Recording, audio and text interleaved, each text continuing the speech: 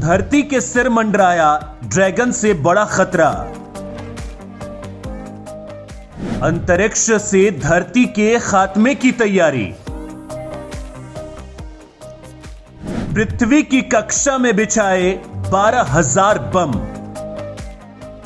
एक ड्रैगन ही काफी था दुनिया की जान को सांसत में डालने के लिए, लेकिन अब धरती के सिर पर एक और आफत मंडराने लगी है। अप्रैल मई 2021 में ही चीन का बेकाबू रॉकेट लॉन्ग मार्च B5 दुनिया के सिर पर खतरा बनकर मंडरा रहा था। 22 टन वजनी रॉकेट धरती के रिहायशी इलाकों को अगर जद में लेता तो तबाही को दुनिया की कोई ताकत नहीं रोक सकती थी।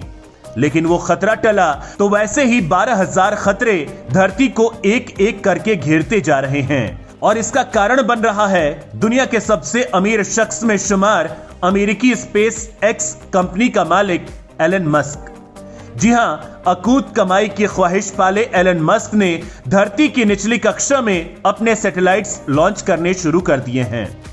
एलन मस्क की कंपनी स्पेस एक्स का प्लान है कि वो इस साल के खत्म होते होते धरती के चारों ओर अंतरिक्ष में अपने 12,000 सैटेलाइट्स स्थापित कर दे, जिसमें से 1,500 सैटेलाइट्स को मस्क की कंपनी अंतरिक्ष में तैनात भी कर चुकी है। यही सैटेलाइट्स अब दुनिया की जान जोखिम में डाल रहे हैं, क्योंकि अंतरिक्ष में इतनी बड़ी संख्या में मंडराते एलन मस्क के सैटेलाइट्स के आपस में टकराने का खतरा बहुत बढ़ चुका है। एक स्टडी के मुताबिक हफ्ते भर में इस तरह के खतरों में अकेले 1,600 घटनाओं की वजह मस्क के सैटेलाइट्स हैं। अंतरिक्ष में भेजे गए उपग्रह एक दूसरे से टकराएंगे तो कई और उपग्रह भी उसकी चपेट में आ सकते हैं। अंतरिक्ष में सैटेलाइट्स में भिड़ंत से पैदा हुआ मलबा अंतरिक्ष के लिए तो जहर है ही, धरती पर गिरने से इंसानों के लिए भी खतरनाक है। दरअसल दुनिया भर में तेज स्पीड इंटरनेट पहुंचाने के लिए एलन मस्क की कंपनी स्पेस एक्स करीब 12,000 स्टारलिंक सैटेलाइट लॉन्च करना चाहती है, जिसमें से कंपनी ने 1,500 सैटेलाइट लॉन्च भी कर दिए हैं, जो धरती की निचली कक्षा में घूम रहे ऑब्जेक्ट्स का घनत्व बेहद तेजी से घटाकर इनके टकराने का खतरा बेतहाशा बढ़ा रहे हैं। आंकड़े बताते हैं कि आसमान में दो ऑब्जेक्ट्स के आमने सामने आने वाली घटनाओं में से आधी में स्पेस एक्स के ये सैटेलाइट्स शामिल होते हैं। ऐसे में अंदाजा लगाना मुश्किल नहीं है कि जब मस्क के 12,000 सैटेलाइट्स धरती के चारों तरफ घूम रहे होंगे तो यह खतरा कितना ज्यादा बढ़ चुका होगा।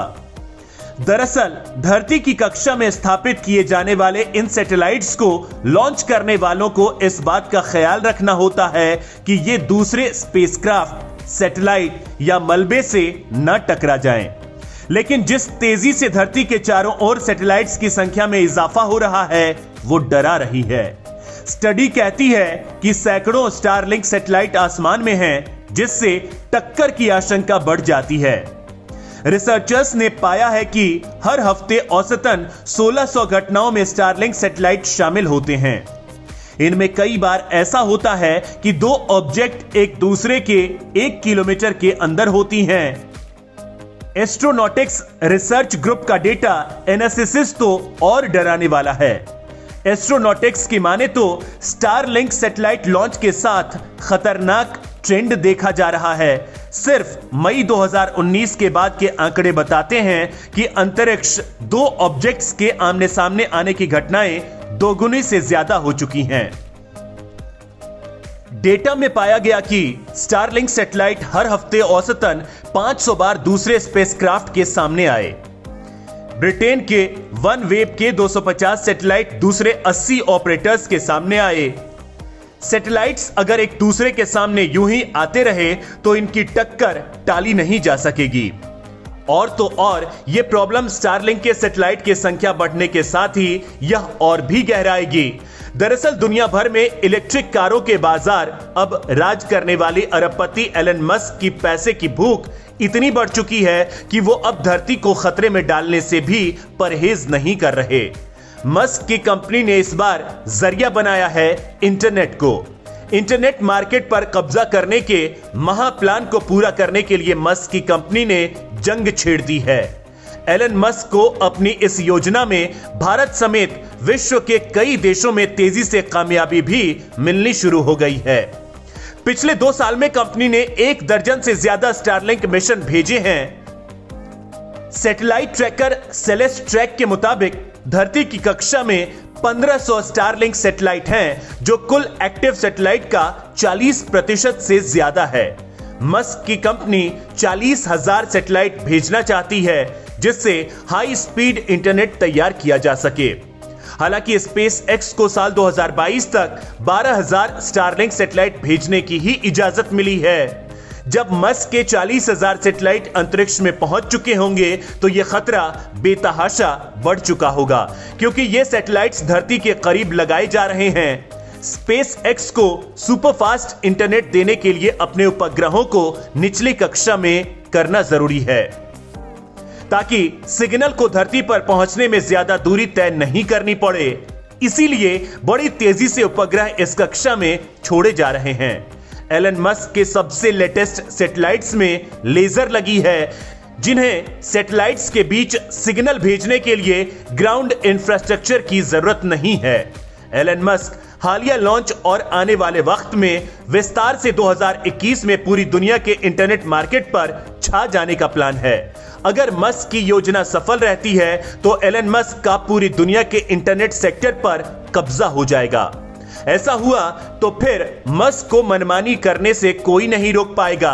एलन मस्क की नजर भारत की टेलीकॉम इंडस्ट्री पर खास तौर पर है, जिसमें चीन और भारत के रूरल कस्टमर्स को तो हथियार बनाया ही जाएगा, साथ ही in flight internet maritime services पर भी मस्क की कब्जा करने की कोशिशें हैं।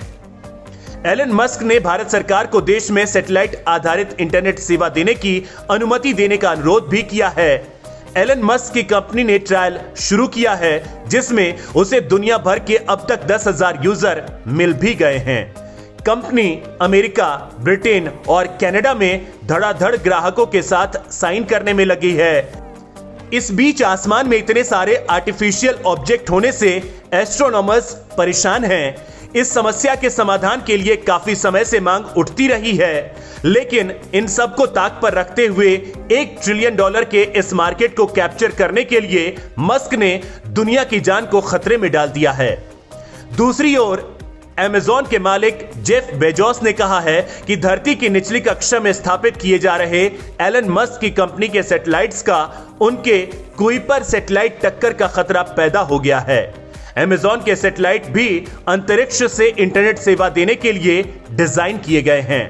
अमेज़न को भी पिछले साल ही 3,236 उपग्रहों की फौज को लॉन्च करने की अनुमति मिली है।